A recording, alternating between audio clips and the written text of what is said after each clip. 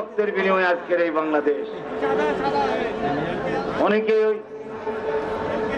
এই সংগ্রামে আমরা একক নেতৃত্ব দিতে চাই না।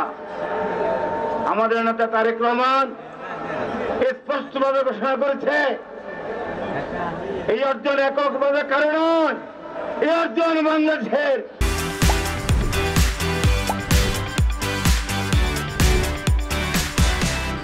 দেশপ্রেমিক স্বাধীনতাকামী জনগণের অর্জন। এই অর্জন মেহনতি মানুষের অর্জন, এই অর্জন ছাত্র জনতার, সাধারণ কৃষক, শ্রমিক, মেহনতি মানুষের আন্দোলনের ফসল। আমি অনুরোধ করবো অন্তর্বর্তীকালীন সরকারের সম্মানিত উপদেষ্টাদের এমন করে বক্তব্য দিবেন না যে বক্তব্য মানুষকে হতাশ করবে, বিভ্রান্ত করবে। যেমনি ভাবে ঐক্যবদ্ধ ভাবে হাসিনাকে দেশ থেকে বিদায় করেছি, তেমনি ভাবে এই দলের রাজনৈতিক কবর রচনা করা পর্যন্ত আমরা সকলে ঐক্যবদ্ধ থাকবো এবং আমাদের এই গণতন্ত্রের লড়াই করব। বিএনপি এমন একটি রাজনৈতিক দল, এই দল কি এককভাবে ক্ষমতা যায় নাই? নির্বাচন করে এককভাবে সরকার গঠন করে নাই নাকি করে নাই? এখন কি সেই শক্তি রাখে না? এখনো বিএনপি সেই শক্তি রাখে।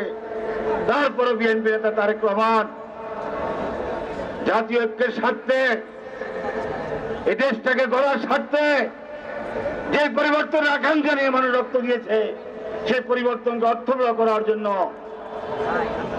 একত্রিত বা সংস্কার, রাষ্ট্র সংস্কারের স্বার্থে উনি বলেছেন আমরা এককভাবে ক্ষমতা দিতে চাই না, আমরা জাতীয় সরকার গঠন করে দেশটাকে পরিচালনা করতে চাই। এটা কি তার উদারতা নয়? এটা কি বিএনপির উদারতা নয়? বিএনপির উদারতাকে যদি কেউ দুর্বলতা মনে করে, আমি মনে করি তারা প্রকাশ স্বর্গে বসবাস করে। এদেশের জনগণ এমন অবস্থা আছে, তারা বিএনপির বিকল্প কোন চিন্তা করে না। যদি তাদের ভোটাধিকার প্রয়োগ করতে পারে, তাহলে তাকে কাকে ভোট দিবে এটা মানুষ ভালোভাবেই জানে।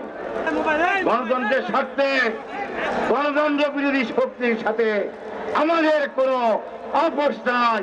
যারা জনগণকে হত্যা করেছে তাদের কোনো রেহাই নাই, তাদের বিচার বাংলার বাড়িতে আইন অনুযায়ী হবেই হবে, তাদেরকে কেউ রক্ষা করতে পারবে না।